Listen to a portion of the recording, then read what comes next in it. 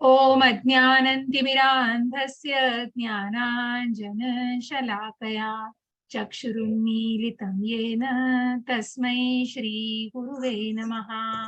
नम ॐ विष्णुपदाय कृष्णपृष्ठाय भूतले श्रीमते भक्ति वेदांत स्वामिन् इति नामिने नमस्ते सरस्वते देवी गौरवाणी प्रचारिणे निर्विशेष शून्यवादी पाश्चात्य देश तारिणे। जय हो श्री कृष्ण चैतन्य प्रभु नित्यानंद श्री अद्वैत गदाधर श्रीवासादि गौर भक्त वृंद। हरे कृष्णा कृष्ण कृष्ण हरे हरे, हरे राम राम राम हरे हरे। हरे कृष्ण सगळ्यांना, हरे कृष्ण।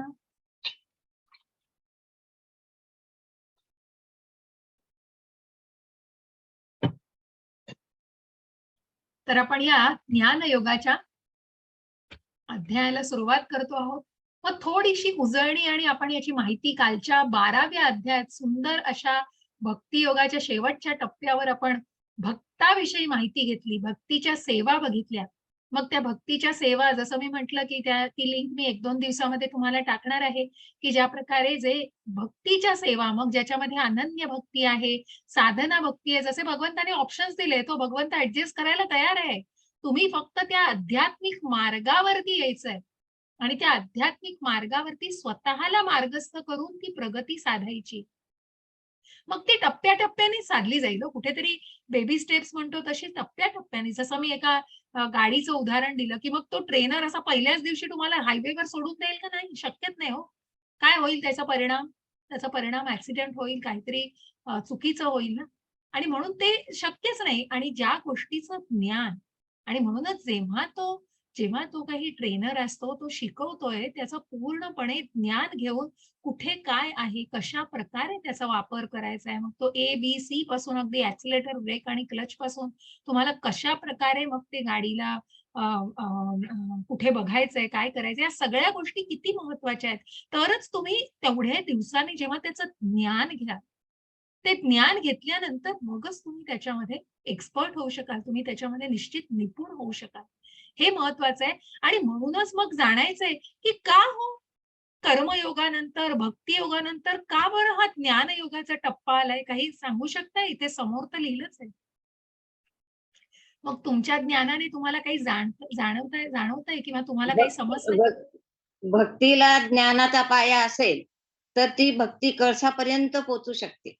अगदी बरोबर माताजी, खूप सुंदर दिले उपमा। पण मग हे ज्ञान आत्ता का आधी नाही ज्ञान? आधी पहिलं कर्म सांगणं आवश्यक होतं, कारण अर्जुन कर्म सोडायला लागला होता, म्हणून पहिल्यांदा कर्म सांगणं आवश्यकच होतं। बरोबर। पण कर्म करताना ते निष्काम करायला पाहिजे म्हणून भक्ती सांगितली। आणि मग मुक्ती पाहिजे असेल तर भक्ती आणि ज्ञान दोन्ही असल्याशिवाय मुक्ती मिळत नाही। अगदी बरोबर, अगदी बरोबर, बरोबर माताजी। ती मुक्ती आणि तो जो मार्ग आहे तोच ज्ञानाचा मार्ग आहे। आणि म्हणून हे ज्ञान घेऊनच त्या मुक्तीच्या मार्गावरती मार्गस्थ व्हायचंय। कारण कुठेतरी जेव्हा भगवंतांच्या भक्तीमध्ये, आणि जसं माताजी म्हणाले की कर्म, मग ते कर्म कृष्ण भावना भावित, कुठेतरी आत्मसाक्षात्कारी भावना स्वतःमध्ये आणून मगच त्या मार्गावरती आपण, मग जेव्हा त्या भक्तीच्या टप्प्यावरती येतोय, मग कर्मातनं ही भक्ती साधली आहे। भक्तीचा सुंदर असा मधला, म्हणून त्याला खूप सुंदर असं सँडविचचं उदाहरण देतात की मग ती भक्ती सुंदर अशी त्या दोन कर्म आणि ज्ञानामध्ये अत्यंत सुंदरपणे मेन बॅटर ती भक्ती आहे। मग कर्म पण आणि ज्ञान पण भक्तीतच विलीन होत आहे हो। आणि म्हणूनच मग म्हटलंय की जर भक्ती हा कळत असेल तर शेवटच्या 6 अध्यायात का मांडलंय ज्ञान? तर संपूर्ण भगवद्गीता ही भक्तीच आहे।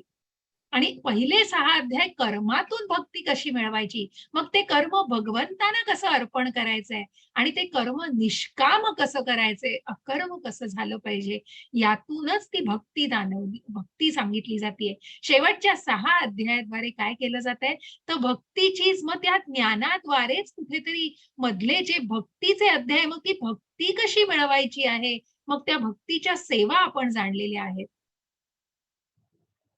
आणि मग या 12व्या अध्यायामध्ये जे आपण काल जाणलं, की मग जन्म मृत्यूच्या या महासागरातून कुठेतरी तरुण न्यायला तयार आहे तो भगवंत.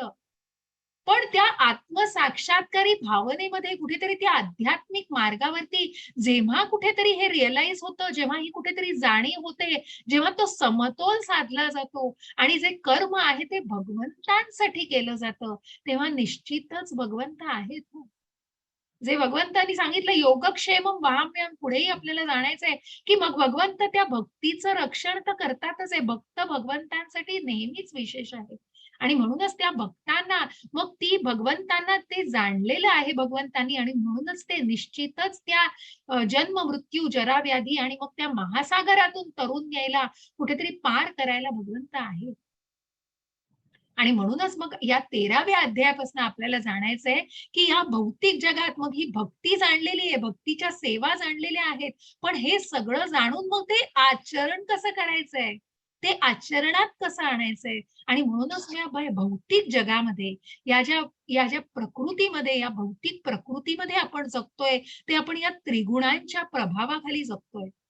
आणि म्हणूनच मग या जगातून स्वतःला बाहेर काढण्यासाठी कुठेतरी माताजीचं म्हणाले, की मुक्तीच्या मार्गावरती आणि म्हणूनच स्वतःला त्या दुःखालयमधनं आणि त्या भौतिक जगातून कुठेतरी मुक्ती मिळवण्यासाठी हे तत्वज्ञान जाणून घ्यायचंय आणि म्हणूनच या ज्ञानाला पूर्णपणे जाणून घ्यायचंय.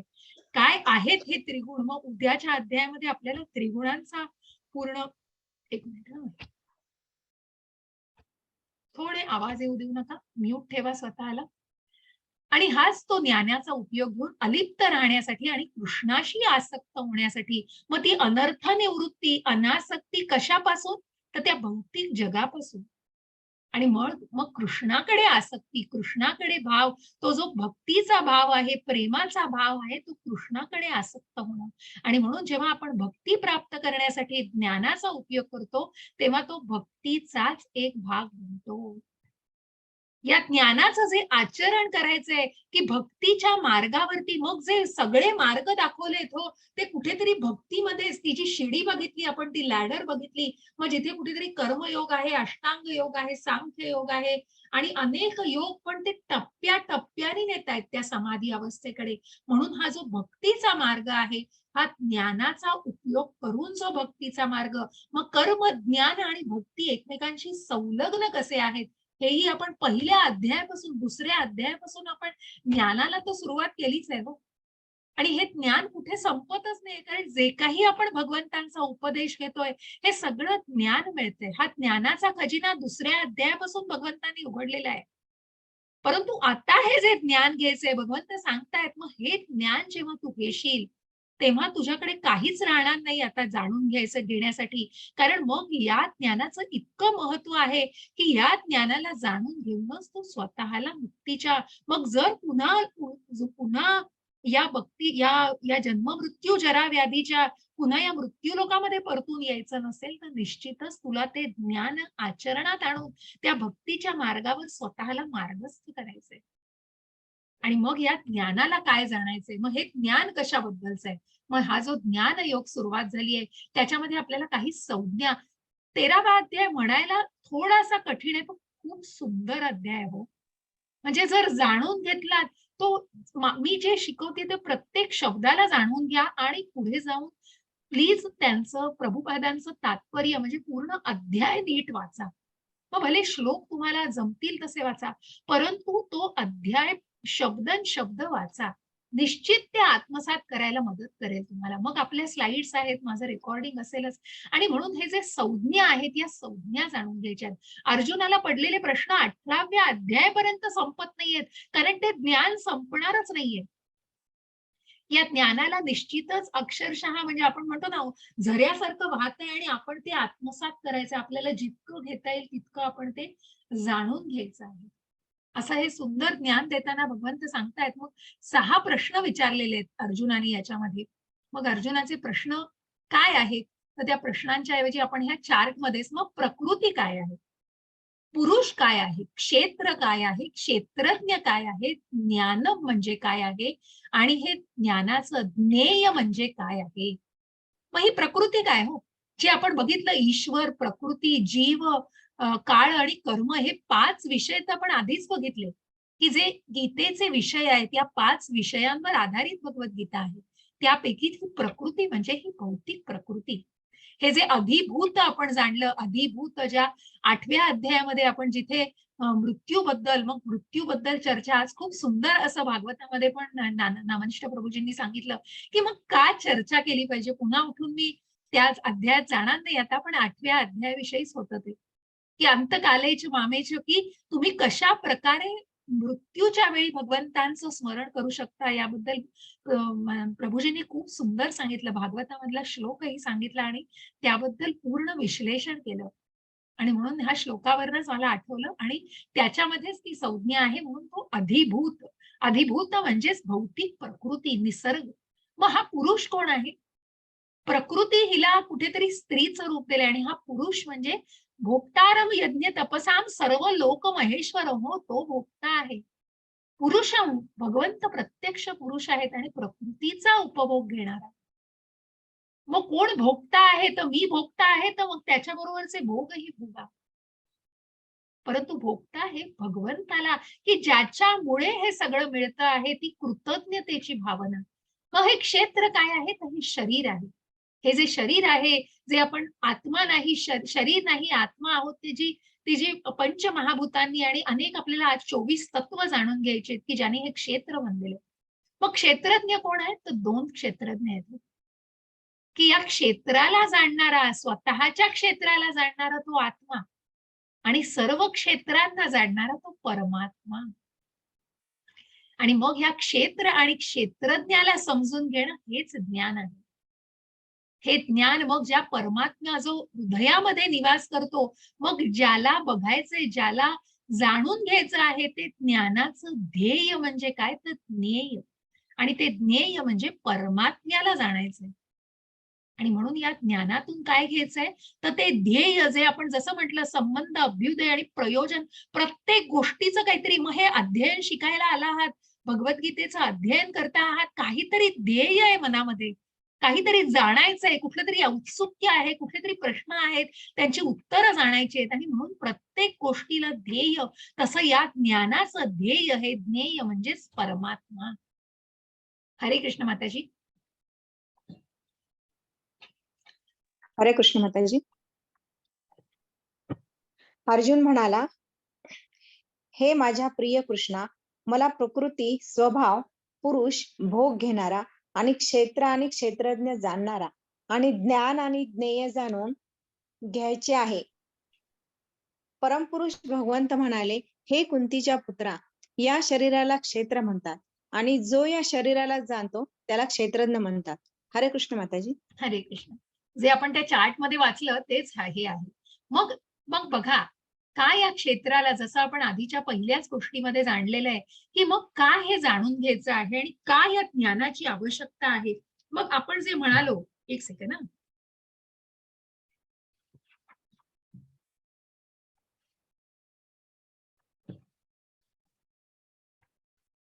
मला ते चार्ट हवं. मग ह्या ज्या अवस्था, ह्या क्षेत्राला मग आपल्याला कुठेतरी सखोलरित्या या क्षेत्र आणि क्षेत्रज्ञाला जाणायचंय. मग हे क्षेत्र काय आहे? हे शरीर म्हणजे काय आहे? मग या भौतिक प्रकृतीमध्ये ती संलग्नता काय आहे? शरीर आणि या आत्म्याची. मग हा आत्मा आणि परमात्मा, क्षेत्रज्ञ म्हणजे काय आहे? हे सगळं जाणून घेण्यासाठी कुठेतरी आपल्याला चित्रात दिसतंय बघा या अवस्था. मग हा मनुष्य आहे, हा जाग्या अवस्थेत. मी आधी श्लोक वाचून अर्थ वाचून घेऊया आपण. क्षेत्रज्ञं चापि मां विद्धि सर्व क्षेत्रेषु भारत क्षेत्र क्षेत्रज्ञयोर्ज्ञानं यत् यत् ज्ञानं मतं मम. हरे कृष्ण. हरे कृष्ण माताजी. हे भारत, मी सर्व शरीरामधील सुद्धा क्षेत्रज्ञ असल्याचे तू जाण, आणि हे शरीर आणि त्याच्या क्षेत्रज्ञाला जाणणे म्हणजेच ज्ञान होय, हे माझे मत आहे. हरे कृष्ण माताजी. हरे कृष्ण. मग हे काय जाणतोय आपण? तर या आपल्या अवस्था आहेत बरं का, की ज्या प्रकारे आपण एका जागृत अवस्थेत, मग 4 अवस्थेतनं मनुष्य जात असतो. एक पूर्ण जागृत अवस्था आहे. एक कुठेतरी थोडंसं मी पडतो जरा, जेव्हा आपण म्हणतो की अगदी थोडंसं आराम करण्याच्या दृष्टीने जेव्हा पडतो, तेव्हा काय अवस्था असते. जेव्हा पूर्ण झोपलेलो आहोत आणि मग जी तुरीय अवस्था, की अगदी स्वप्नावस्था जी असते, ती अवस्था काय असते. मग या सगळ्यामध्ये नक्की काय होत असतं, तर शरीर आणि ते जे अंतर्मन आहे, मग ज्याच्यात मन, बुद्धी आणि अहंकार, मग जे पंचमहाभूतांनी बनलेलं, हे जे सगळ्या तत्वांनी बनलेलं शरीर आहे, ते जागेपणी जागं असतं. परंतु त्याचं काय असतं, मग तो काय करतो आहे हे सगळं जाणत असतो. त्यानंतरची जी अवस्था, की अर्धवट जेव्हा अवस्थेत असतो, की थोडंसं स्वतःला कुठेतरी रिलॅक्स करण्याच्या याने, तेव्हा त्याचं शरीर पडलेलं आहे, परंतु त्याचं आंतरिक मन कुठेतरी जागृत आहे. आणि मग तो मन, बुद्धी, अहंकार, मग त्या मनाचा जो जागरूकता आहे ती आहे. मग या सगळ्यामध्ये जाणून काय घ्यायचंय, तो हा आत्मा आणि परमात्मा, तो निश्चितच या सगळ्या अवस्थांमध्ये जागरूक आहे आणि त्याला माहिती आहे की काय करता आहात तुम्ही. तो सगळं जाणतोय आणि हाच तो क्षेत्रज्ञ आहे. या क्षेत्रज्ञालाच आपल्याला सखोलपणे जाणून घ्यायचा आहे. मग हा जो आत्मा आहे हा काय आहे नक्की, आणि परमात्मा काय आहे. मग परमात्म्याचाच अंश आत्मा आहे. क्वालिटेटिव्हली आपण ज्या परमात्म्यासारखे आहोत, कशा प्रकारे याला जाणून घ्यायचंय, ही काय भावना आहे आणि या सगळ्या कोशातून कशा प्रकारे ते जाणायचंय. अशा या 4 अवस्थांमध्ये मग जेव्हा आपलं शरीर आणि मन दोघंही झोपलेलं असतं, अगदी गाढ झोपलेले असतात, परंतु या आत्मा आणि परमात्म्याला मात्र सगळं माहिती असतं. मग हे जे आंतरिक मन आहे, ते कुठेतरी थोडंसं जागरूक अवस्थेत असतं. मग स्वप्न अवस्था ही तुरीय अवस्था असते, की परंतु हे सुपर सोल म्हणजे परमात्मा सगळं जाणतो आहे. या सगळ्या अवस्थांमध्ये इतकं जाणायचं, की या क्षेत्रज्ञाला आपल्याला सखोलपणे जाणायचंय. कोण क्षेत्रज्ञ आहे, या शरीराचा क्षेत्रज्ञ, या क्षेत्राचा क्षेत्रज्ञ कोण आहे, याला आपल्याला सखोलपणे जाणायचं आहे. आणि तेच ज्ञान घ्यायचंय. मग कोण आहे हा क्षेत्रज्ञ? तर हे काय दिसतंय तुम्हाला चित्रामध्ये? सांगा बरं मला.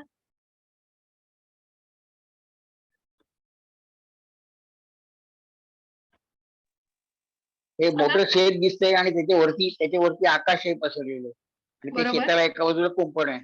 कुंपण आहे आणि कोणी दिसतंय शेतामध्ये?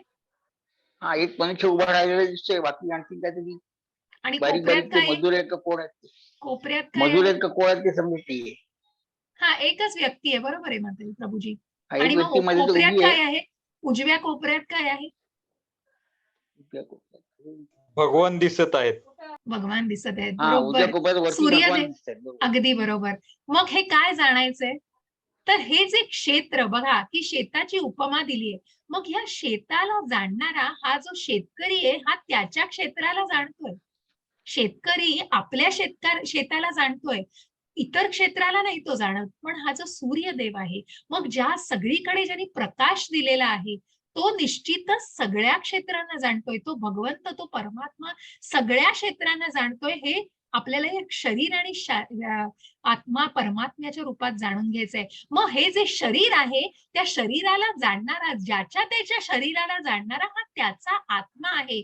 परंतु सगळ्या शरीरांना जो जाणतो, तो निश्चितच परमात्मा आहे. कारण हा आत्मा म्हणजे प्रत्येकी त्या शरीराबरोबर असणारं तो जो कॉन्शियसनेस आपल्याला जाणायचा आहे. मग काय आहे नक्की हा आत्मा, हे पुढे जाऊन आपल्याला अजून जाणायचं आहे. परंतु म्हणूनच या शरीराला जाणणारा, मग ज्या त्या शरीराला जाणणारा तो एक आत्मा असतो, परंतु सगळ्या क्षेत्रांना जाणणारा हा तो परमात्मा आहे. आणि म्हणूनच तो परमात्मा सर्व क्षेत्रांना जाणू शकतो. आता या क्षेत्र आणि क्षेत्रज्ञांची इतकी सुंदर उपमा दिलेली आहे, की ती फक्त उपमा नाही. मग इस्कॉनला प्रभुपाद म्हणतात, की इस्कॉनमध्ये कुठल्याही कल्पना नाही आहेत, तर जे आहे ते शास्त्राच्या आधारित आहे, जे वेदांमध्ये लिहिलेलं आहे. मग समोर आपल्याला व्यासमुनी दिसतायत, ज्यांनी वेदांत सूत्रामध्ये हे लिहून ठेवलेलं आहे आणि ज्याचा आधार हे वेदांत सूत्र आहे. हरे कृष्ण माताजी. हरे कृष्ण माताजी. 13.5 क्षेत्राचे आणि क्षेत्रज्ञाचे हे ज्ञान विविध ऋषींनी विविध वैदिक ग्रंथांमध्ये वर्णित केले आहे. विशेष करून हे ज्ञान सर्व कारण परिणामासहित वेदांत सूत्रांमध्ये सर्व तथ्यांसहित प्रस्तुत करण्यात आले आहे. हरे कृष्ण माताजी. हरे कृष्ण. आणि म्हणूनच हे जे ज्ञान आहे, हे जे क्षेत्रज्ञाबद्दलचं ज्ञान, हे प्रत्यक्ष वेदांत सूत्रामध्ये लिहिण्यात आलेले आहे. आणि ज्या शास्त्राचा आधार, मग बघा, कारण आणि परिणामांसहित, मग ज्या कारणामध्ये हरे कृष्ण, काळजी घ्या प्लीज, प्लीज काळजी घ्या. मी कोणाला म्यूट ठेवलेलं नाहीये.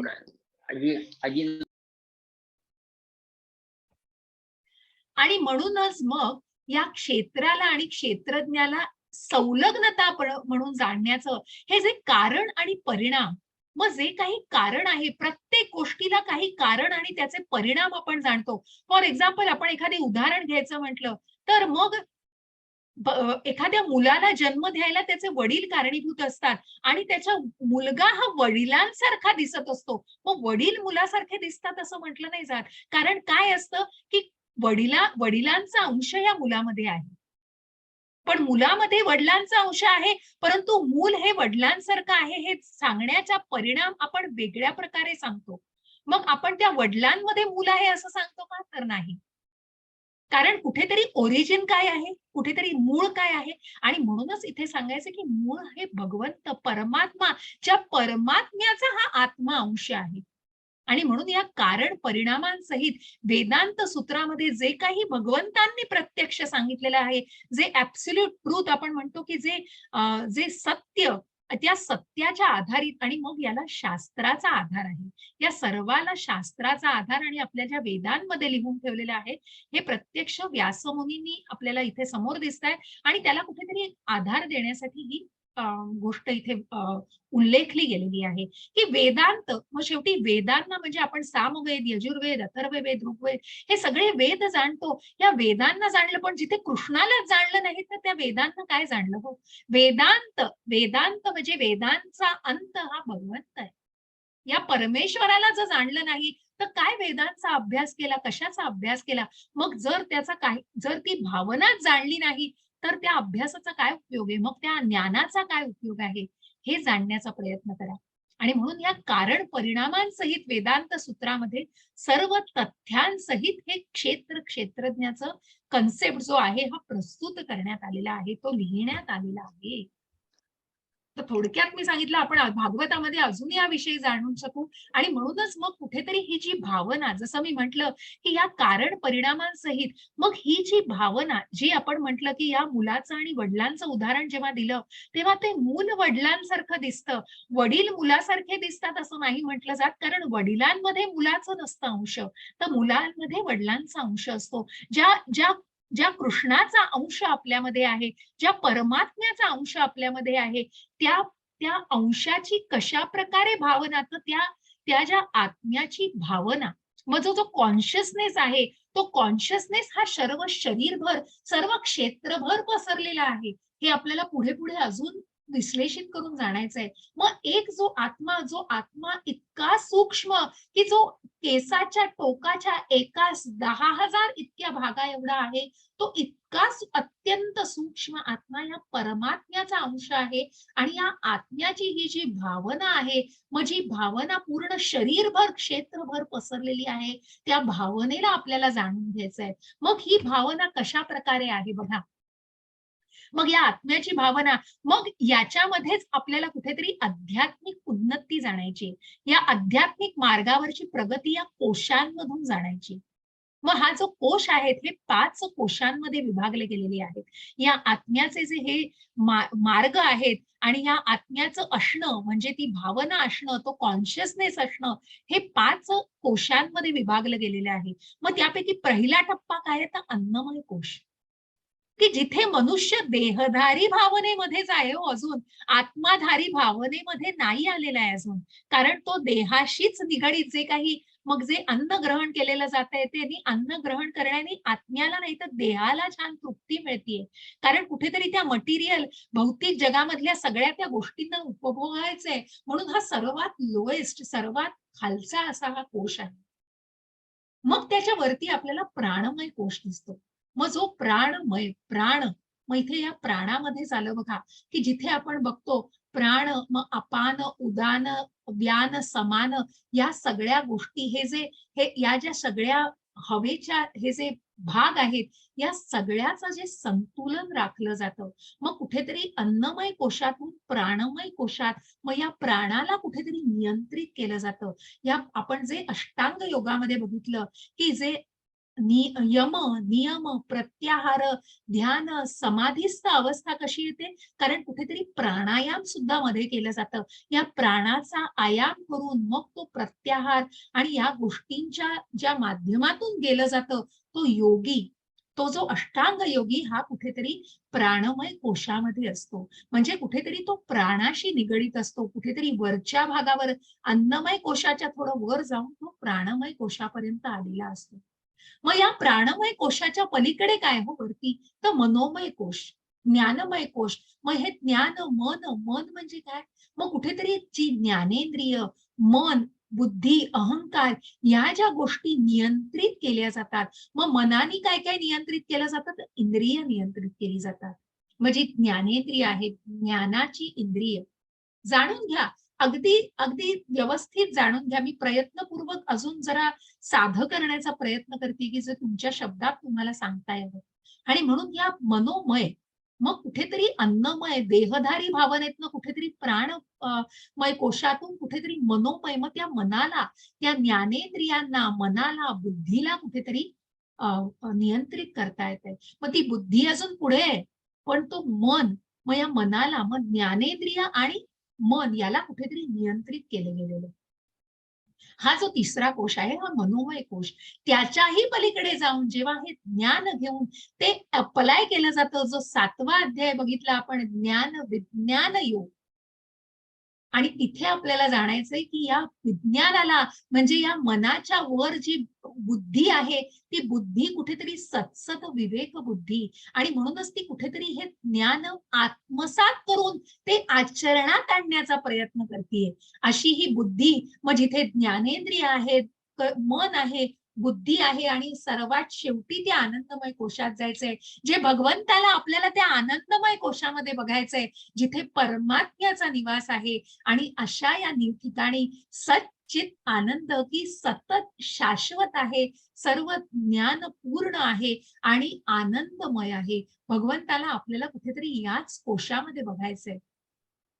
आणि हा परमात्म्याचा निवास असलेला, ज्या हृदयामध्ये परमात्मा वसलेला आहे, त्या परमात्म्याचाच जेव्हा आपण स्वभाव प्राप्त करतो, तेव्हा आपण त्या आनंदमय कोशामध्ये कुठेतरी आपण ती भावना कृष्ण भावनेमध्ये जेव्हा रूपांतरित होते, परिवर्तित होते, तो मी निघतो तिथून आणि तिथे ती भावना कृष्ण भावना म्हणून येते, तेव्हा निश्चितच आपण त्या आनंदमय कोशामध्ये असतो. आणि मग आपल्याला ह्या क्षेत्राला अजून सखोलपणे जाणून घ्यायचंय, काय आहे हे क्षेत्र. मग या क्षेत्रज्ञापैकी आत्म्याला आपण ती भावना आणि ते कोशांपर्यंत जाणलं. मग हे क्षेत्र कशाचं बनलेलं आहे, तर फक्त पंचमहाभूतांचं नाही, तर 24 तत्वांचं बनलेलं आहे. हरे कृष्ण माताजी. हरे कृष्ण. 13.6 आणि 7. पंचमहाभूते, मिथ्या अहंकार, बुद्धी, अव्यक्त, 10 इंद्रिये आणि मन. 5 इंद्रियाविषयी इच्छा, द्वेष, सुख दुःख, समूह, चेतना आणि धैर्य, या सर्वांना त्यांच्या विकारासहित संक्षेपाने क्षेत्र असे म्हटले जाते. हरे कृष्ण माताजी. हरे कृष्ण. खूप सुंदर असं तात्पर्य मी तुमच्यासाठी मला वाचायला आवडेल. खूप सुंदर प्रभुपादांनी या 24 तत्वांबद्दल लिहिलेलं आहे. ते थोडस 2 ओळी मी तुमच्यासाठी वाचेल.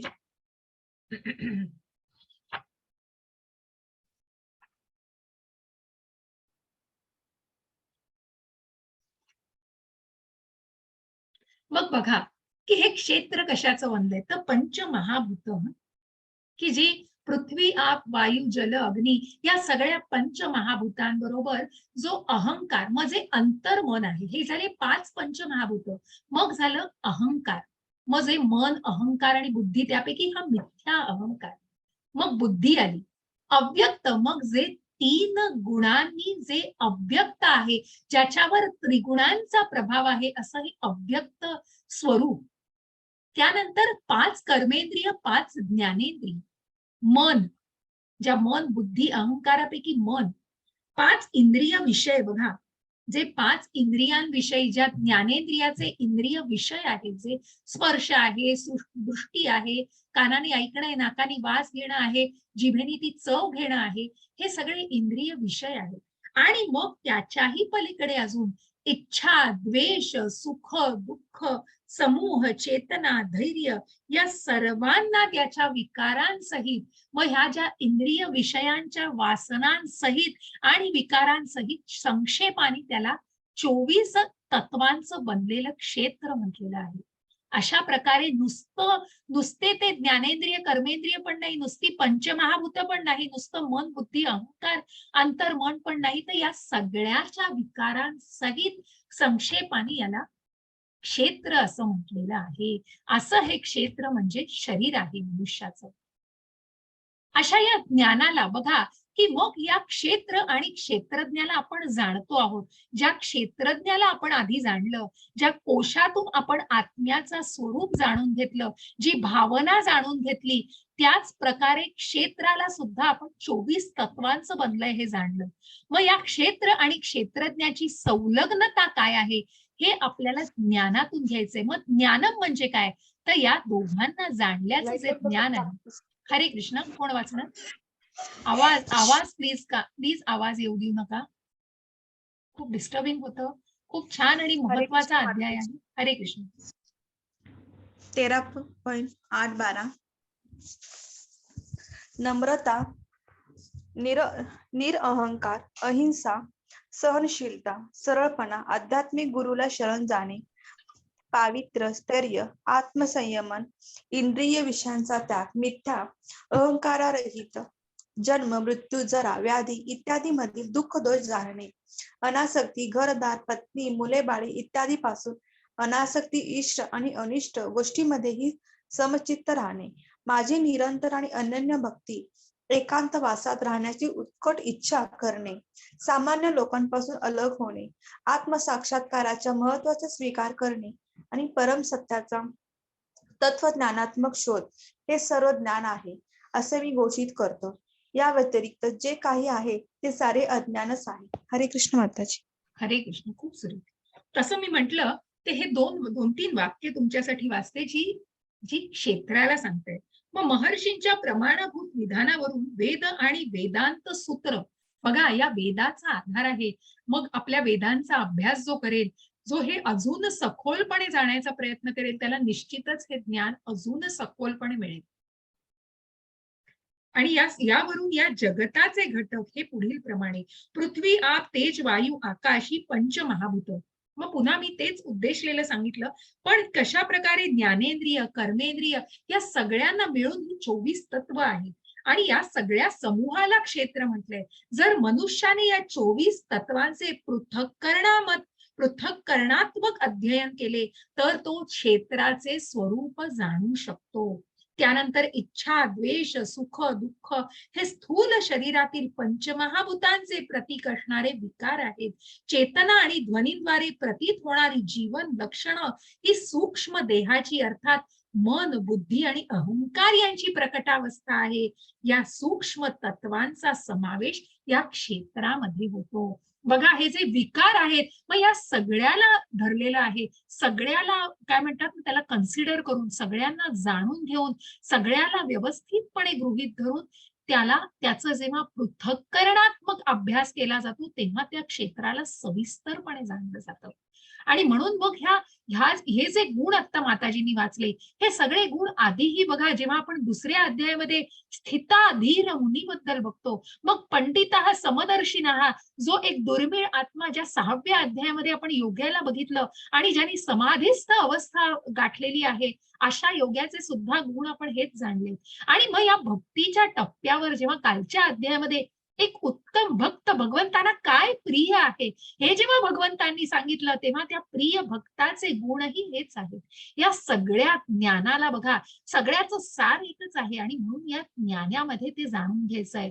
या सगळ्याचा जो काही आपल्याला जे मिळतं आहे ते ज्ञान आहे आणि बाकी याच्या व्यतिरिक्त सगळं जे आहे ते अज्ञानच आहे, हे भगवंतांनी घोषित केलेलं. मग जो समतोल राखला जातो, निरंतर अनन्य भक्ती, एकांतवासात राहण्याची उत्कंठ इच्छा, मग जो योगी असतो, जे आपण अष्टांग योगामध्ये बघितलं की कुठेतरी तो जो नियम, प्रत्याहार, ध्यान, समाधी या सगळ्या अवस्थांमध्ये जाताना जेव्हा आपण बघितलं की त्या गोष्टीला कुठेतरी ती एक निर्जन जागा लागते. मग प्रत्येक गोष्टीपासून ज्या प्रकारचं आपण एक अनुभवायला मिळतं, तशा त्या योग्याचे अनुभव दिले. सामान्य लोकांपासून अलग राहणे, आत्मसाक्षात्काराचे, की ज्याने मी शरीर नाही आत्मा आहे. मग हे सगळं बेसिक ज्ञान आपण घेत गेलेलो आहे. भगवंतांनी अगदी मुळापासून सगळं आधी सांगितलंय आणि मग पुढे जाऊन आपल्याला ते विश्लेषित करून या क्षेत्रज्ञाची संलग्नता जाणताना या आत्मसाक्षात्कारी भावनेलाही जाणून घ्यायचंय, की जेव्हा आपण शरीर नाही आत्मा आहोत, हा आत्मा परमात्म्याचा अंश आहे, हे जाणणं, तेव्हाच हा तत्वज्ञानात्मक शोध पूर्ण होईल. आणि मग या कारणांचे कारण जे परम कारण आहे, भगवंत पुरुषोत्तम आहेत, हे जेव्हा जाणून त्या भक्तीमध्ये स्वतःला आपण आणतो, तेव्हा निश्चितच आपण हे पूर्णपणे जाणतो. मला 1 मिनिट द्या हं जरा.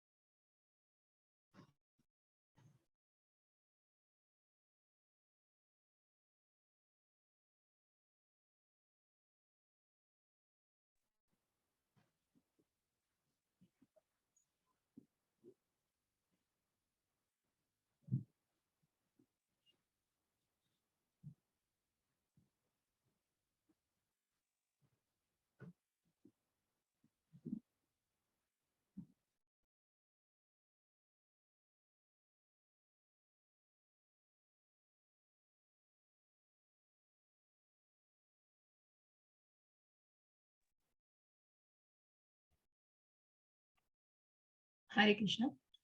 आणि म्हणूनच मग हे सगळं ज्ञान आहे आणि बाकी सगळं अज्ञान आहे, हे भगवंतांनी घोषित केलेलं आहे. मग आपल्याला ह्या नम्रता काय आहे, मग ह्या सगळ्या ज्ञानाला मग विश्लेषित करून अजून की जो एक ज्याने समतोल आणलेला आहे, मग मित्र आणि शत्रुत्व या सगळ्या भावनांमध्ये कुठेतरी समतोल, मग जो शत्रूकडेही मित्रत्वाच्या भावनेने बघतोय, खोटा अहंकार नाहीये ज्याच्यामध्ये, इंद्रिय विषयांबद्दल आसक्ती नाहीये, आत्मनियंत्रण केलेलं आहे, स्थिरता आणलेली आहे स्वतःमध्ये, या सगळ्या मग ज्या आध्यात्मिक गुरुच्या मार्फत हे सगळं ज्ञान घेतलेलं आहे, या सगळ्याला एका सखोलपणे अजून या चार्टद्वारे सांगितलेलं आहे. हरे कृष्ण. हरे कृष्ण माताजी. 13.13 ज्ञेय म्हणजे काय याचे मी तुला आता वर्णन करून सांगतो, जे जाणल्याने तू अमृताचे आस्वादन करू शकशील. अनादी आणि माझ्या अधीन असणारे ब्रह्म हे भौतिक जगताच्या कार्यकारणाच्या पलीकडे आहे. हरे कृष्ण माताजी. हरे कृष्ण. मग ज्या ज्ञेयाला बघा, ज्ञेय म्हणजे काय याचे मी तुला आता वर्णन, काय आहे ज्ञेय, तर ज्ञेय म्हणजे या ज्ञानाचं जे काही ज्ञान आपण आधी घेतलं, या सगळ्या ज्ञानाचं ध्येय शेवटी काय आहे हो, त्या परमात्म्याला जाणणं. मग देहधारी भावनेतून स्वतःला त्या आत्मसाक्षात्कारी भावनेकडे वळवणं. आणि म्हणूनच या ज्ञानाचं ध्येय म्हणजेच ज्ञेय म्हणजे परमात्म्याला जाणणं. मग हा परमात्म्याला जाणणं म्हणजे काय, तर याचं मी आता विश्लेषित उदाहरण, मग आपण ज्या परा आणि अपरा शक्तीबद्दल आपण जाणलं, मग भगवंतांनी काय निर्मिलं नाहीये, पण या सगळ्यापासून भगवंत स्वतः अलिप्त आहेत. त्यांच्यावर कुठल्याही गोष्टीचा परिणाम नाहीये.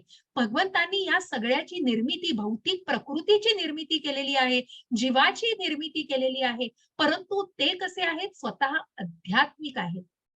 त्यांचं शरीर आणि आत्मा हा एकच आहे. आणि म्हणूनच या परमात्म्याला जाणायचंय, या परमात्म्याला, आपल्या परमात्माचा जो स्वभाव आहे, जो ओरिजिनल स्वभाव आहे, अध्यात्म, जे 8व्याही अध्यायामध्ये आपण जाणलं की मूळ स्वभाव जीवाचा काय आहे, तर अध्यात्म आहे. आणि म्हणून प्रत्येक जीवाच्या हृदयामध्ये जो परमात्मा निवास करतो, मग जो पंडित हा समदर्शीन हा जो प्रत्येकाच्या हृदयामध्ये परमात्म्याला शोधतो, तो निश्चितच कुठेतरी तत्वतः त्या ज्ञेयापर्यंत पोहोचतो. त्यांनी स्वतःला त्या परमात्म्याचं, मग ह्या आत्मा आणि परमात्म्याची संलग्नता ज्यांनी जाणलेली आहे, मग ह्या ज्या त्रिगुणांच्या प्रभावाखाली, मग जसं आपण म्हटलं की त्रिगुण, काम, क्रोध, लोभ, या सगळ्या मायेखाली आत्मा आहे हो, परंतु परमात्म्याचं याच्यावरती नियंत्रण आहे. आपण यांनी नियंत्रित केले जातोय, पण परमात्म्याचं याच्यावर नियंत्रण आहे. आणि परमात्मा त्या कमळाच्या पानाप्रमाणे भगवंत या सगळ्यापासून अलिप्त आहेत हो. भगवंतावर या सगळ्याचा कशाचाच प्रभाव नाही. भगवंत या सगळ्यापासून अलिप्त आहे. त्यांनी या जीवाची निर्मिती पण केली आहे, त्याला भौतिक प्रकृतीत पण टाकलेलं आहे, परंतु त्यांनी हे ज्ञानही दिलेलं आहे. आणि हे ज्ञान घेऊन कुठे जायचंय, मग त्या बंधनातच अडकायचंय का परमात्म्याचा शोध घेऊन त्या आत्मसाक्षात्कारी भावनेमध्ये आध्यात्मिक मार्गावर उन्नती साधायची, हे जाणून घ्यायचा प्रयत्न करा. आणि म्हणूनच या ज्ञेयाला जाणणं म्हणजेच या परमात्म्याला, जे हे परमात्म्याचं रूप आपल्याला दिसते, हे प्रत्येक हृदयामध्ये निवास करत आहे. सर्वेंद्रिय गुणाभासम सर्वेंद्रिय विवर्जितम असक्तम सर्वभृच्चैव निर्गुणम गुणभोक्तृच. हरे कृष्ण. हरे कृष्ण. परमात्मा हा सर्व इंद्रियांचे मूळ उगमस्थान आहे, पण तरीही तो इंद्रिय रहित आहे. तो सर्व जीवांचा पालन करता असला तरी अनासक्तच आहे. तो प्राकृतिक गुणांच्या पलीकडे आहे आणि त्याचबरोबर सर्व प्राकृतिक गुणांचा स्वामीही आहे. हरे कृष्ण माताजी. हरे कृष्ण. मी तो आहे पण आणि नाही पण, तो जवळ आहे सुद्धा आणि दूर सुद्धा आहे. अशा प्रकारे या ज्या शक्ती, ज्या विश्वरूप दर्शनाला आपण बघितलं की जे भगवंतांच्या शक्तीद्वारे, की तिथेच कुरुक्षेत्रावरती रथामध्ये आरूढ झालेले भगवंत त्यांचंच विराट रूप अर्जुनाला तिथेच पाठीमागे दाखवतायत की त्यांच्या शक्तीद्वारे. आणि या ज्या शक्ती, की जी पराशक्ती भगवंतांची आहे, ही अपराशक्ती या कनिष्ठ शक्तीपेक्षा खूप श्रेष्ठ आहे. आणि अशा या सगळ्या शक्तींद्वारे इंद्रियांचं मूळ उगमस्थान ज्यांच्यापासून आहे, परंतु तरीही ते मात्र इंद्रिय रहित आहेत आणि त्यांच्यावर कुठल्याही या गुणांचाही प्रभाव नाही, भौतिक जगताचाही प्रभाव नाही. ते त्यापासून अनासक्त आहेत, अलिप्त आहेत. सगळं ऐश्वर्याने परिपूर्ण असे आहेत भगवंत, परंतु त्यांना तेवढेच ते संन्यासीही आहेत. हे त्यांचं ऐश्वर्य आहे अजून. तो प्राकृतिक गुणांच्या पलीकडे, मग ज्या गुणातीत जायचंय, ज्या 14व्या अध्यायात आता आपण जाणणार आहोत, जेव्हा हे गुण जाणू तेव्हा आपल्याला निश्चित त्या परमात्म्याचा स्वभाव जाणला जाईल. आणि म्हणूनच त्या गुणांच्या पलीकडे जाऊन जेव्हा या परमात्म्याच्या स्वभावाची प्राप्ती करायची आहे, तेव्हाच ती प्राकृतिक गुणांच्या स्वामीची प्राप्ती. आणि म्हणूनच या सर्व जगतामध्ये, या प्राकृतिक जगतामध्ये या बंधनातून मुक्त व्हायला निश्चितच ते उपयोगी पडणार आहे. आणि म्हणून या परमात्म्याला जाणणं हे ज्ञेय खूप महत्वाचं आहे, ज्ञानाचं ध्येय. कारण हे नुसतंच ज्ञान घेऊन ते आचरणात नाही आणलं तर काय त्याचा उपयोग आहे. कारण मग फक्त माहिती आहे ही गोष्ट, तेवढंच जाणून नाही तर त्याचं ध्येय, प्रत्येक गोष्टीला आपण जे म्हणतो ते ध्येय महत्वाचं आहे. आणि म्हणूनच मग ज्या प्रकारे पुढेही सांगितलंय, बहिंतरश्च भूतानां अचरं चरमेव च सूक्ष्मत्वात् तद्विज्ञेयं दूरस्थं चान्तिके च तत्. हरे कृष्ण. हरे कृष्ण माताजी. 13.16. परम सत्य हे सर्व चराचर प्राणी मात्रांच्या अंतरात आणि बाहेर आहे. ते सूक्ष्म असल्यामुळे भौतिक इंद्रियांच्या पाहण्याच्या किंवा जाणण्याच्या ग्रहण शक्ती पलीकडे आहे. ते जरी अत्यंत दूर असले तरी ते सर्वांच्या जवळही आहे. हरे कृष्ण माताजी. हरे कृष्ण. असं हे रूप, असं हे जे परम सत्य, मग ज्या सगळ्या चराचराचं आपण रूप बघितलं, एकाच जागी बघितलं, त्या सर्व चराचराला, मग प्रत्येक प्राणी मात्राच्या अंतरामध्ये की इतक्या सूक्ष्म असा हा परमात्मा प्रत्येक प्राणी मात्रामध्ये वसलेला आहे. तो त्याच्या आतही आहे आणि बाहेरही आहे. का जाणून घ्यायचंय? कारण हे एक उदाहरण आहे जिथे उत्तरा, अर्जुनाची जी सून म्हणजे अभिमन्यूची पत्नी उत्तरा, जिच्या पोटामध्ये परीक्षित महाराज असताना ब्रह्मास्त्रापासून त्यांना धोका होता, तेव्हा उत्तरा भगवंतांकडे प्रार्थना करते की माझ्या पोटातल्या बाळाचं तू रक्षण कर. तिथे भगवंत मग बघा, जिथे आतही आहेत आणि बाहेरही आहेत, ज्या हृदयामध्ये परीक्षित महाराजांच्या वसलेले भगवंत, ज्या भगवंतांनी परीक्षित महाराजांचा बाहेर येऊन तिथेच सांभाळ केलेला आहे आणि रक्षण केलेलं आहे, अशा या भगवंतांच्या शक्ती जाणून घ्यायच्या आहेत. आणि या शक्तींद्वारेच आपल्याला ते सूक्ष्म असल्यामुळे सुद्धा कुठेतरी जवळही आहेत आणि लांबही आहेत, या सगळ्या गोष्टींचं जाण ही पलीकडे आहे हो कल्पना. जसं मी म्हंटल की हे जे रस, माधुर्य रस, वात्सल्य रस आणि या गोष्टीचं असं जाणणं, तसं आपल्या कल्पना शक्ती आणि आपल्या आकलन शक्तीच्या पलीकडे आहेत या गोष्टी. आणि म्हणून ते जवळही असले तरी दूरही भासतात, दूर असले तरी जवळ भासतात, हे त्यांच्या शक्तीद्वारे. आणि या शक्तीच भगवंतांच्या जाणून घ्यायच्या आहेत. हरे कृष्ण. हरे कृष्ण माताजी.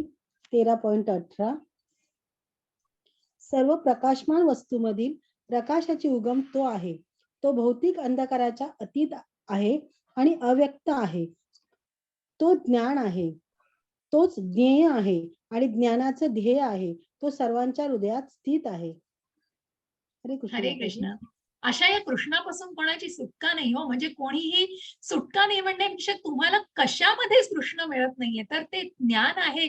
जसं विभूतींमध्ये भगवंतांनी सांगितलं की सूचक अभिव्यक्ती आहे, आणि त्याही आधी आपण 7व्या अध्यायात 8व्या अध्याय बघितलंय की कशा प्रकारे मग भगवंतांच्या 7व्या अध्यायामध्ये की भगवंतांनी पाण्याच्या रसामध्ये मी आहे, बलवानांच्या बलामध्ये मी आहे, बुद्धिमानांच्या बुद्धीमध्ये मी आहे, कशात नाही भगवंत. मग त्या वनस्पतींचा रस हाही भगवंतांपासून आहे. आणि म्हणून जे काही ज्ञान आहे ते सुद्धा भगवंत आहेत. ज्ञानाचं ध्येय जे आहे तेही परमात्मा आहेत. आणि ह्या सगळ्याला जाणून घेण्यासाठी तो जो काही बघा तो स्त्रोत येतो आहे, हा ज्ञानाचा स्त्रोत आहे. आणि हा ज्ञानाचा स्त्रोत हा पसरलेला आहे अखंड. तो प्रत्येकाच्या हृदयामध्ये निवास करतो आहे. हे जाणायचंय, पण हे जाणलंच कुठे हो? हे जाणलं नाही तर शरीरधारी भावनेमध्ये, भौतिक जगामध्ये मग त्या मायेच्या वेष्टनाखालीच राहायचंय. त्या परमात्म्याला खूप सुंदर अशी ही आकृती आहे, जी मला नेहमी आवडते. जसं मी म्हटलं ती रथाची आकृती आहे, तशी ही सुंदर आकृती आहे. मग ही कठोपनिषदामधलं सुंदर उदाहरण दिलेलं आहे. हरे कृष्ण. हरे कृष्ण. अशा 13.19 अशा प्रकारे क्रियाकलापांचे क्षेत्र, शरीर, ज्ञान आणि ज्ञेय हे मी थोडक्यात वर्णन केले आहे. केवळ माझे भक्तच हे पूर्णपणे समजून घेऊ शकतात आणि अशा प्रकारे माझ्या स्वभावाची प्राप्ती करू शकतात. हरे कृष्ण माताजी. हरे कृष्ण. म्हणून हा सामान्य माणूस आणि भक्तामधला हाच फरक आहे हो. तो भक्तच फक्त हे जाणू शकतो. आणि म्हणून या सुंदर अशी ही झाडाची, या शरीराला झाडाची उपमा दिली आहे. कठोपनिषदामध्ये झाड रूपी असं हे शरीर आहे आणि या झाड रूपी शरीरावर हे 2 पक्षी बसलेले आहेत. मग ह्या पक्षापैकी एक कोण आहे? हे दोन्ही क्षेत्रज्ञ आहेत. मग एक हा जो आत्मा आहे, हा सगळं सोनं, नाणं, खाणं, पिणं याच्यातच बसलेला आहे. पण तो परमात्मा वाट बघतोय हो, कधी हा माझ्याकडे बघतोय.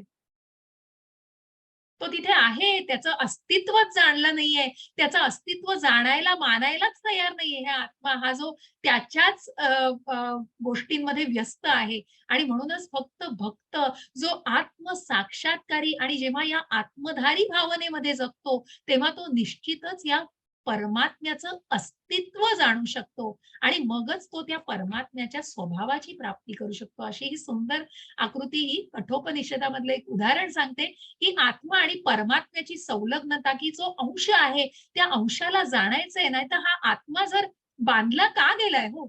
त्रिगुणांचा प्रभाव आहे, परंतु जर ते ज्ञान घेतलं आणि त्या परमात्म्याला जाणलं तर निश्चित आध्यात्मिक प्रगती साधू शकेल. मग जे काम, क्रोध, लोभ, मोह, माया या सगळ्या ज्या गोष्टी आहेत, त्या गोष्टींच्या पलीकडे ज्या पुढच्या पायऱ्या आहेत, जी तप आहे, जे भगवंतांविषयी ज्ञान जाणून घेणं, हे जे पुढचे टप्पे आहेत, त्यावर निश्चितच आपण जाऊ शकतो.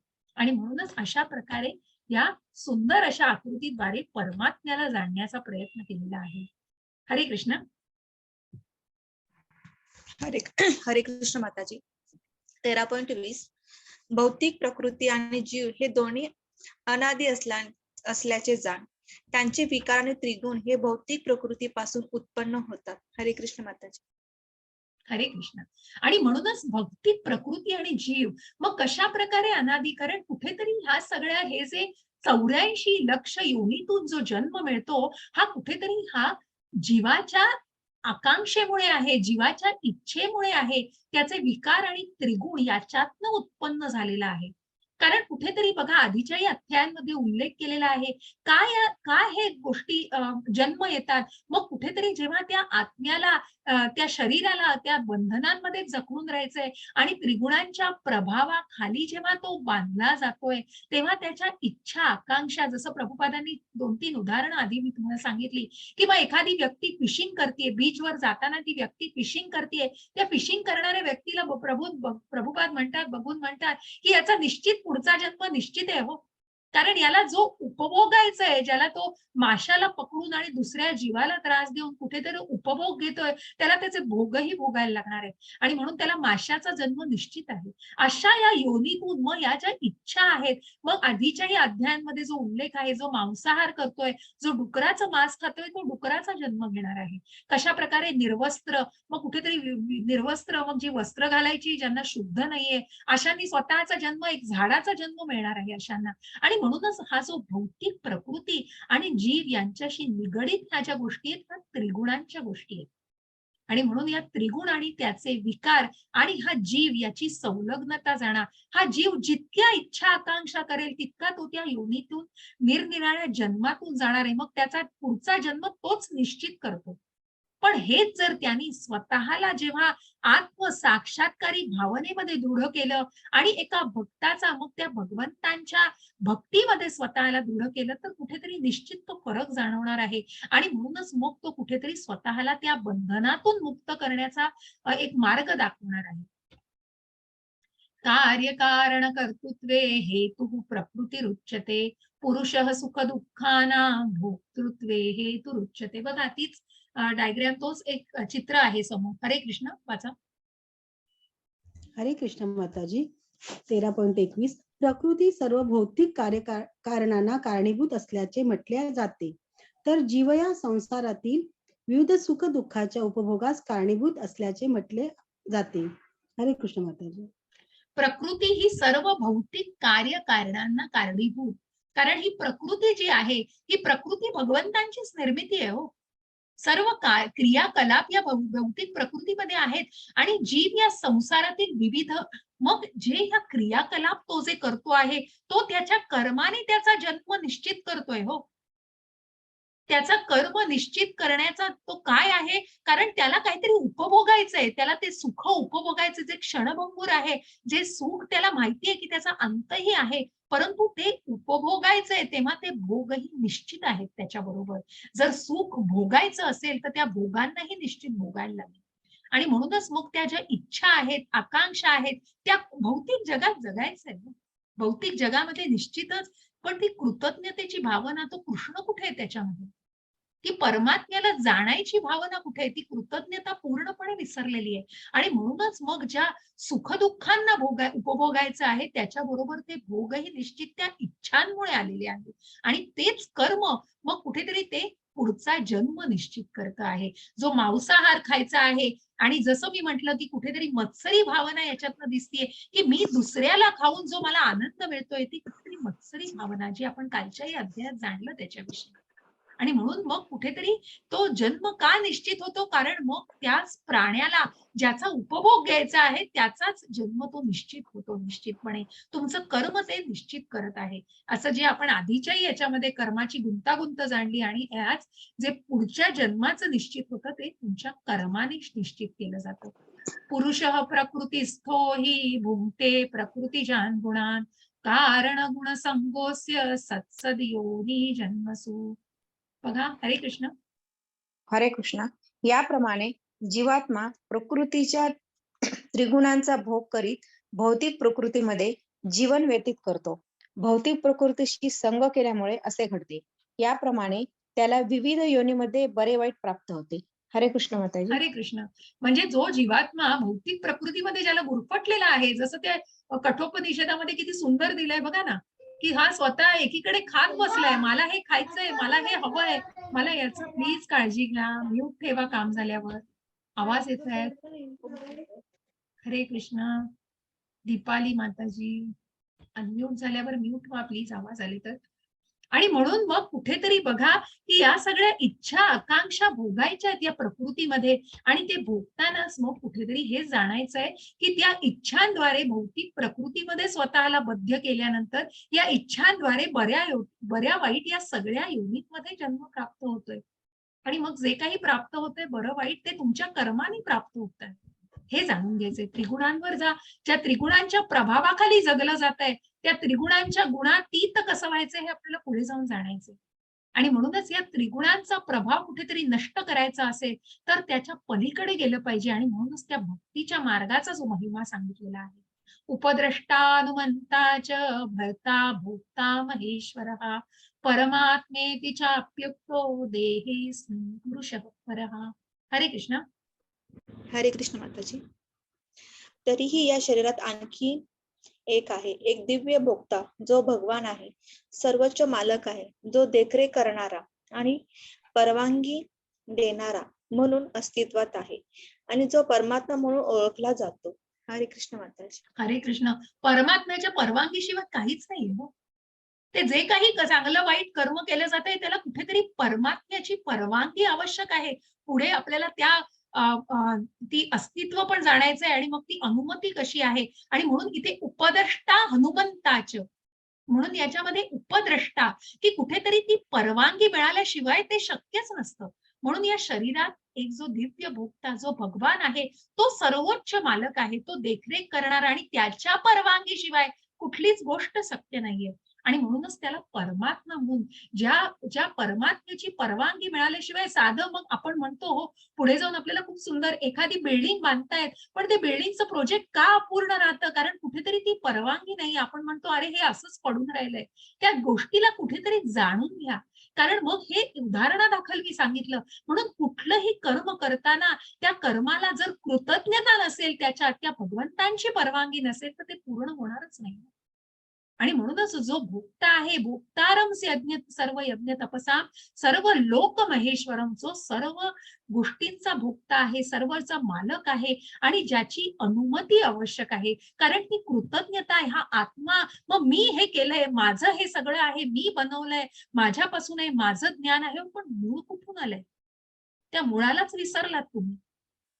आणि म्हणूनच ते जाणून घेऊन त्याचं ज्ञान आणि त्याचं स्मरण करून ती जी भावना आहे ती भावना प्रगत करणं हे अत्यंत आवश्यक आहे. आणि म्हणून या ज्ञेयाला जाणणं हे अत्यंत आवश्यक आहे.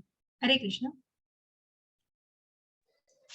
हरे कृष्ण माताजी. 13.24 जो भौतिक प्रकृती, जीव आणि त्रिगुणांचे विकार या संबंधीचे तत्व जाणतो त्याला निश्चितपणे मोक्षप्राप्ती होते.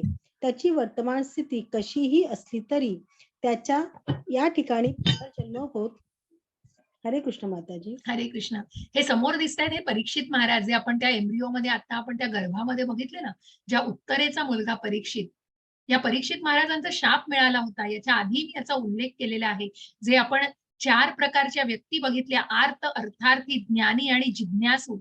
त्यापैकी हे ज्ञानी आणि जिज्ञासू आपल्याला दिसत आहेत चित्रामध्ये, की ज्यांनी हे जाणून घ्यायचा प्रयत्न केला की ज्ञान म्हणजे ज्ञान जर हे भौतिक प्रकृतीमध्ये, जर या भौतिक प्रकृतीमध्ये बंधनांमध्ये त्रिगुणांखाली जगलं, त्रिगुणांच्या प्रभावाखाली जगलं, मग ती सात्विकता असू दे, राजसिकता असू दे किंवा तामसिकता, मग राजसिकता आणि तामसिकतेचा विचारच करायला नको. पण जरी त्या सुखामध्ये तो अडकलेला असला तरी कुठेतरी त्या भौतिक प्रकृतीमध्ये तो अडकलेला आहे जीव. आणि म्हणूनच त्याच्या पलीकडे जाऊन जेव्हा ते कर्म भगवंतांना अर्पण केलं जातं आणि याविषयी जेव्हा ज्ञान घेतलं जातं, हे कसं आचरणात येईल हो? कारण त्याचं ज्ञान मिळणं आवश्यक आहे. आणि मग आजही प्रभूजींनी खूप सुंदर उल्लेख केला परीक्षित महाराजांचा, की जेव्हा मृत्यू समयी त्यांना जो शाप मिळाला, ज्या ब्राह्मणाच्या अंगावर त्यांनी सर्प टाकला आणि त्या ब्राह्मण पुत्रांनी त्यांना सांगितलं की 7 दिवसाच्या मध्ये तुझा मृत्यू आहे.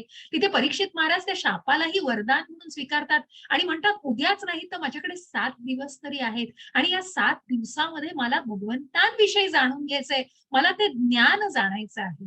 की मग 7 दिवस मिळाले, चला आता मला उपभोगायचंय, मला हे जे काही आहे ते मला उपभोग घेऊन टाकू दे एकदाचा, तसं नाही. तर ते ज्ञान आणि कुठेतरी भगवंत आज प्रभूजींनी खूप सुंदर सांगितलं की ज्या परीक्षेची तयारी केली जाते, मग 7 दिवसांनी ज्या परीक्षेला तोंड द्यायचंय, ज्या मृत्यूच्या परीक्षेला तोंड द्यायचंय, त्याची तयारी मी करतोय. मग ती ज्ञान घेतोय की काय होणार आहे आणि काय व्हायला हवंय, मग कशा प्रकारे आपल्याला पुन्हा या मृत्यू लोकामध्ये परतून यायचं नाहीये, मग ते ज्ञान काय घ्यायचं आहे. आणि म्हणूनच या मोक्ष प्राप्तीसाठी त्या ज्ञानाची आवश्यकता आहे, जे परीक्षित महाराजांचं उदाहरण आपल्याला समोर दिसतंय. हरे कृष्ण. हरे कृष्ण माताजी. 13.25 काहींना ध्यानाद्वारे, काहींना ज्ञानाच्या अनुशीलनाद्वारे, तर काहींना निष्काम कर्माद्वारे फलदायी इच्छाशिवाय परमात्म्याचा साक्षात्कार होतो. हरे कृष्ण माताजी. हरे कृष्ण. ज्या भक्तीच्या सेवेमध्ये आपण जाणलेलं आहे मग की ज्ञानापेक्षा ध्यान श्रेष्ठ आणि ज्ञानापेक्षा निष्काम कर्म श्रेष्ठ, ज्या शेवटच्या भक्ती सेवेमध्ये आपण काल बघितलं की म्हणूनच हे ज्ञान मग हे कसं मिळवलं जातं तर ध्यानातून. मग ज्या सत्ययुगामध्ये लाखो वर्ष लोक जगायची आणि अनेक देवाधिदेव तर अनेक लाखो म्हणजे 4 युग मिळून जगलेली आहेत, अशी अनेक लाख वर्ष जी जगतात त्यांना ती समाधिस्थ अवस्था, ते ध्यान ते गाठू शकतात आणि त्या ध्यान रूपाने ते परमात्म्याला बघू शकतात. तर काही ज्ञानाद्वारे, काही वेदांचा अभ्यास करून या वेदांत सूत्रांना जाणून ते निश्चितच परमात्म्याला शोधू शकतात, जाणू शकतात रादर. आणि मग याचं अनुशीलन करून याच मार्गावरती स्वतःला मार्गस्थ करून काही निष्काम कर्माद्वारे, की जे कर्म फळाचा त्याग ज्यांनी केलेला आहे, ते कर्माचं फळ भगवंतांना अर्पण केलेलं आहे, जे कर्म करतो आहे, मग ज्या कर्म संन्यासापेक्षा ज्या कर्म योगाला आपण श्रेष्ठ जाणलेलं आहे. आणि हे कर्म कसं केलं पाहिजे तर फळांच्या इच्छांशिवाय जेव्हा ते केलं जातं, ते जे भगवंतांना ती कर्मफळं अर्पण केली जातात, जे कालच्या अध्यायात सुंदरपणे आपण त्याचं विश्लेषण बघितलंय की मग या फळांना, की भगवंत म्हणतोय की भक्तीच्या सेवेमध्ये तुला यायचंय तर तू काहीतरी मला दिलं पाहिजेस, मग जे कर्म तू माझ्यासाठी कर किंवा त्या कर्माचं फळ मला अर्पण कर. अशा प्रकारे जेव्हा ज्ञानापेक्षा ध्यान आणि ध्यानापेक्षा निष्काम कर्म हे श्रेष्ठ मानलं जाते आणि यातूनच ही भक्ती साधली जाते, या परमात्म्याला शोधलं जाते. हरे कृष्ण. हरे कृष्ण माताजी. 13.26 पुन्हा असे काही लोक आहेत जे आध्यात्मिक ज्ञानात परिचित नसले तरी इतरांकडून ऐकून परम पुरुषाची पूजा करू लागतात. अधिकाऱ्यांकडून ऐकण्याच्या त्यांच्या प्रवृत्तीमुळे ते जन्म मृत्यूचा मार्गही ओलांडतात. हरे कृष्ण माताजी. हरे कृष्ण. कृष्ण खूप दयाळू आहे. कृष्णाकडे कुठलाही भेदभाव नाही. मग कृष्ण भगवंत सांगतोय प्रत्यक्ष की असेही काही लोक आहेत, की मग बघा आपण म्हणतो काही मित्र चाललेत आणि एक मित्र येतो, त्यांना म्हणतो की चला आपण सगळे मिळून सत्संगाला आणि काही या गोष्टींना जाऊ. पण त्याच्यातली काही व्यक्ती अशा असतात की त्यांना येण्याची इच्छा नसते आणि त्यांना मूव्ही वगैरे बघायला जायचं असतं, परंतु तरीही त्या सत्संगाच्या आणि त्या सात्विक लोकांमुळे ते कुठेतरी त्या चांगल्या मार्गानेही जातात. सॉरी.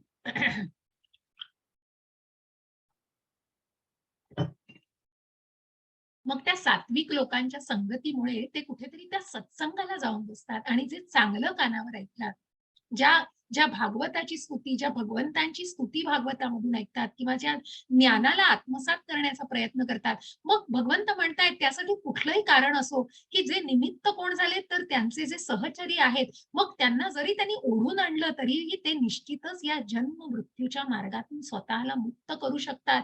कारण त्यांनी स्वतःला ऍटलीस्ट त्याच्यावर मार्गस्थ केलेलं आहे.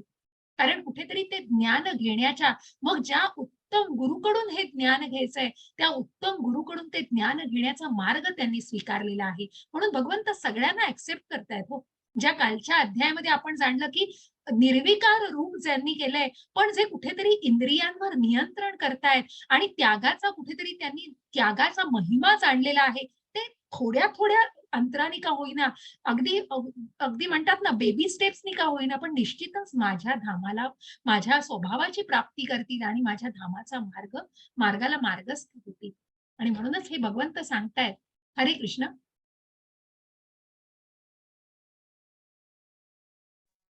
हरे कृष्ण कोण माताजी. वाचतं? हरे कृष्ण. हरे कृष्ण.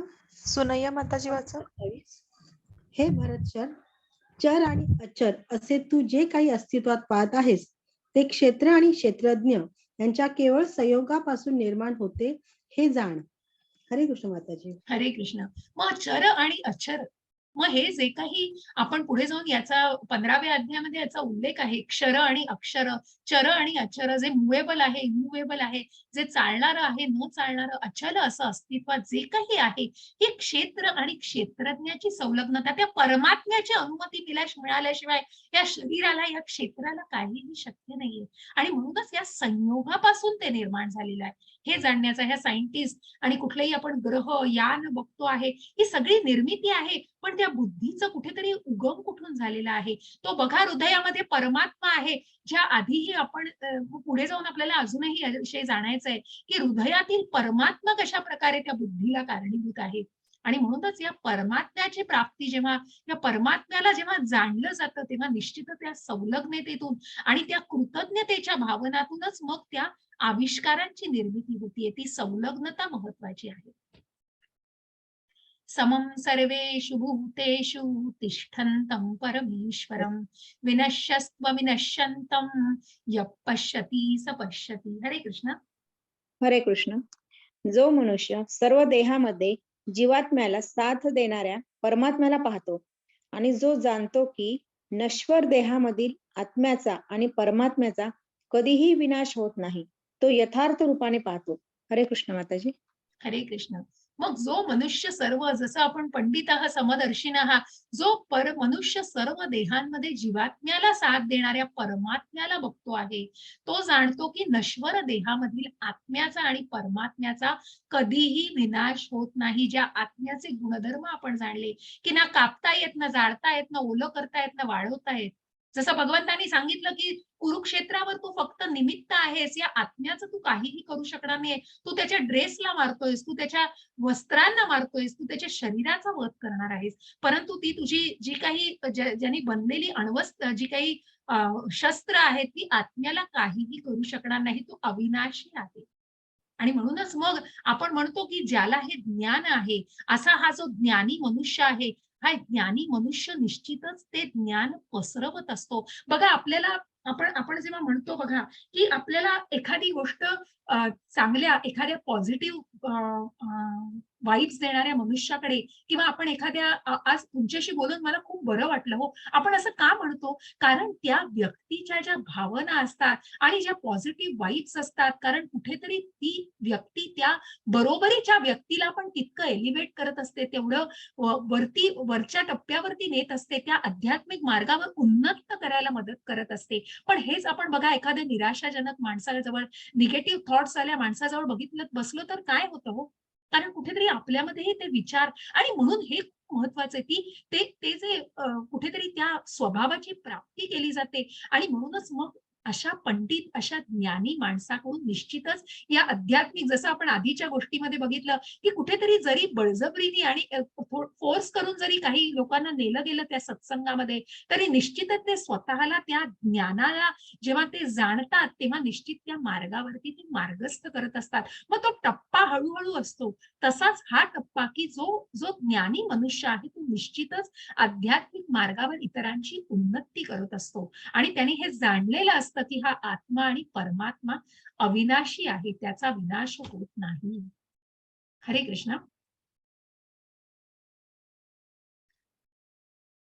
प्राची हरे कृष्ण माताजी. माताजी. 13.29 जो मनुष्य सर्व जीवांमध्ये परमात्माला समान रूपाने उपस्थित असल्याचे पाहतो तो मनामुळे स्वतःची अधोगती होऊ देत नाही. याप्रमाणे तो परमगतीला प्राप्त होतो. हरे कृष्ण माताजी. हरे कृष्ण. असा हा माणूस मग जसं समदर्शीन आहात की त्याने समान रूपाने सगळ्यांना बघितलंय, कुठेतरी समतोल साधलेला आहे आणि अशी व्यक्ती निश्चितच अधोगती न होऊ देता स्वतःची आध्यात्मिक उन्नती साधून परमगतीला प्राप्त होऊ शकते. हरे कृष्ण. 13.30 भौतिक प्रकृतीने निर्माण झालेल्या शरीराद्वारे सर्व क्रिया केल्या जातात आणि स्वतः काही करत नाही हे जो पाहतो तो प्रत्यक्षात पाहतो. हरे कृष्ण माताजी. हरे कृष्ण. बघा, एका कारचं उदाहरण दिलं. ती कार नुसती बसलेली आहे, नुसती पार्क केलेली आहे, तेव्हा काय आहे हो, ती इमूव्हेबल आहे, ती अचल, कुठेतरी अचल आहे. परंतु ही व्यक्ती हे जेव्हा जाणते की मी करतोय हे मी करत नाहीये, तर हा जो आत्मा आहे, ड्रायव्हर कोण आहे त्याच्यातला, तो आत्मा परमात्मा, ते क्षेत्रज्ञाला जाणून घ्यायचंय. आणि म्हणूनच या शरीराद्वारे ज्या सर्व क्रिया जातात, मी शरीर नाही, मी आत्मा आणि परमात्म्याचा अंश आहे, हे जेव्हा एखादी व्यक्ती जाणते तेव्हा तो ते प्रत्यक्षात बघतो आणि स्वतः हे जाणण्याचा प्रयत्न करतो. हरे कृष्ण. हरे कृष्ण. हे दिसत नाही पण स्लाइड. खाली हा, आता 13.33. हो हो, आता दिसली. एक मिनिट. 13.33 आकाश त्याच्या सूक्ष्म स्वरूपामुळे सर्वव्यापी असूनही कोणत्याही गोष्टीत मिसळत नाही. त्याचप्रमाणे ब्रह्म दृष्टीत स्थित असलेला आत्मा त्या शरीरात वसलेला असला तरी शरीरात मिसळत नाही. हरे कृष्ण माताजी. हरे कृष्ण. आकाश जसं आपण बघतो की आकाश हे अगदी थेट पर्यंत आपण बघितलं तरी पण कुठेतरी त्या सूर्यामध्ये किंवा चंद्रामध्ये किंवा इतर गोष्टीमध्ये मिसळत नाही ते, कारण त्याचं स्वतःचं अस्तित्व कायम ठेवलेलं असतं. त्याच्या सूक्ष्म स्वरूपामुळे तो सर्वव्यापी असूनही कुठल्याही गोष्टीत मिसळलेला नाही. त्याचं अस्तित्व वेगळं आहे आणि त्याचप्रमाणे हा आत्मा शरीराच्या आतमध्ये आहे. आपण आत्मा आहोत, शरीर नाही. आणि म्हणून हा शरीरात वसलेला आहे, तो शरीराच्या बरोबर मिळालेला नाही. म्हणून आपला आत्मा आणि शरीर हे वेगवेगळं आहे. जे भगवंतांचं आध्यात्मिक शरीर आणि आत्मा आहे, हा परमात्मा आहे, हा एकच आहे. परंतु हा आत्मा शरीरामध्ये असला तरी तो शरीराच्या आतमध्ये आहे, तो शरीराच्या मध्ये मिसळलेला नाहीये. आणि या आत्म्याचं अस्तित्व आपल्याला जाणायचंय. जो हृदयामध्ये वसलेला आहे हा आत्मा आहे आणि हा आत्मा हा परमात्म्याचा अंश आहे. हा शरीराशी मिसळत नाही, तो शरीरापासून वेगळा आहे. म्हणूनच हे जेव्हा देह टाकला जातो तेव्हा तो आत्मा एक शरीर सोडून दुसरं शरीर धारण करतो. तो आत्मा त्या शरीराच्या मधून ती जे काही आपल्याला पुढेही 15व्या अध्यायात त्याचा उल्लेख अजून सुंदर प्रकारे येणार आहे की मग त्याच्या भावना काय बरोबर नेतो, तर त्या मन, बुद्धी आणि अहंकार निगडीत ज्या भावना असतात त्या बरोबर घेऊन गेल्या जातात. परंतु शरीर जे आहे ते शरीर त्यागलं जातं. जे जीर्ण झालेलं शरीर असतं ते शरीर त्यागून हा आत्मा दुसरं शरीर धारण करतो आणि म्हणून हा आत्मा शरीरामध्ये मिसळत नाही. हरे कृष्ण. हरे कृष्ण माताजी. 13.34 हे भारत जसा सूर्य एकटाच या सर्व विश्वाला प्रकाशित करतो त्याचप्रमाणे शरीरातील एक जीव चैतन्याने संपूर्ण शरीर प्रकाशित करतो. हरे कृष्ण माताजी. हरे कृष्ण. ज्या क्षेत्रज्ञाविषयी मी आधी सांगितलं, ज्या अन्नमय, प्राणमय, मनोमय, विज्ञानमय आणि आनंदमय या कोशांमध्ये आपण बघितलं की मग ही काय आहे, त्या आत्म्याच्या निगडीत मग सगळं जे शरीर आहे हे क्षेत्र आहे, या आत्म्याच्या चेतनेने पसरलेलं आहे. जसा सूर्य सगळ्या विश्वाला व्यापतो आहे, सगळ्या विश्वाला प्रकाशित करतो, तसा शरीरातील हा जीव चैतन्याने संपूर्ण शरीर प्रकाशित करतो. हा आत्मा जो वसलेला आहे हृदयामध्ये, हा संपूर्ण शरीराला चैतन्य देत असतो. असा हा आत्मा आहे आणि तो शरीराला, प्रकाशित शरीराला करत असतो. हरे कृष्ण. हरे कृष्ण माताजी. 13.32 जे ज्ञानाच्या चक्षुने क्षेत्र आणि क्षेत्रज्ञ यांच्यातील फरक पाहतात आणि भौतिक प्रकृतीच्या बंधनातून मुक्तीची प्रक्रिया देखील समजू शकतात, ते परम ध्येयापर्यंत पोहोचतात. हरे कृष्ण माताजी. हरे कृष्ण. आणि मग ज्यांनी हे ज्ञान जाणलेलं आहे की मी शरीर नाही आत्मा आहे आणि हा आत्मा शरीराच्या आतमध्ये वसलेला आहे आणि हा आतमध्ये आहे, मी शरीर नाहीये आणि हा जो वसलेला आहे हा हृदयामध्ये वसलेला आत्मा आहे, हे ज्या ज्ञान चक्षुनी जो जाणतो आहे, या क्षेत्र आणि क्षेत्रज्ञांना हा शरीर आणि आत्म्याची ही जी आपण जे सांख्ययोग बुद्धियोगातून आपण जे जाणलेलं आहे, याच्यातील फरक ज्यांनी जाणलेला आहे आणि भौतिक प्रकृतीच्या बंधनातून मुक्तीची प्रक्रिया, मग जो सत्व रज आणि तम या गुणांच्या पलीकडे जातोय आणि ज्याने या आत्मसाक्षात्कारी भावनेमध्ये स्वतःला दृढ केलेला आहे की मी शरीर नसून मी आत्मा आहे आणि हा आत्मा परमात्म्याचा अंश आहे. मग हा जे स्वभाव आहे हा मूळ अध्यात्म स्वभाव आहे. पण जर ball is in your court, हो, तुम्हाला जर उपभोगायचंय आणि तुम्ही जर भौतिक प्रकृतीमध्येच व्यस्त राहिलात, जसं त्या कठोपनिषदामधल्या त्या आत्म्या जो ते स्वतःमध्येच गुंग आहे आणि परमात्म्याला बघतच नाहीये, मग त्या आध्यात्मिक उन्नतीला कसं साधणार आहे?